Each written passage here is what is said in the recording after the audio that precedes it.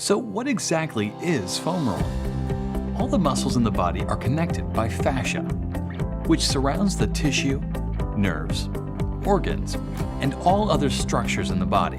But fascia can become unhealthy by overuse, injury, or even by everyday repetitive movement. Foam rolling serves to keep fascia healthy by circulating fresh, oxygenated blood through it. The healthier the fascia, the better you move. Ultimately, foam rolling can help to diminish aches and pains, increase flexibility, increase range of motion, enhance performance, accelerate recovery.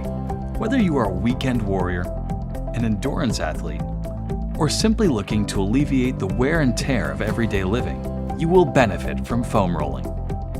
How do I roll? Foam rolling does not need to be complicated or elaborate. In fact, it can be as easy as 1, 2, 3. 1 minute is better than none. Simply taking the time to address one area for 1 minute will improve your movement and is better than not rolling at all. 2 zones. When selecting a muscle to roll, divide the area into 2 zones. Apply techniques to each zone slowly while remembering to breathe. 3 motions for quick results. The 3 general techniques are rolling, spans, and stretching. Rolling. Roll back and forth a few inches at a time while working across the 2 zones. Spans. When you hit a tender area, wave the area side to side until you feel relief. Stretching. Compress a spot while stretching the muscle to a full range of motion. This pin and stretch motion increases circulation and mobility. When rolling, remember your ABCs. A. Always start from the ground up. Start with rolling the calves, quads, glutes, then back. As you get more experienced, TriggerPoint offers guidance on additional spots to work or specific problem areas. B. Breathe to recover and relax. The key to rolling is to breathe deeply.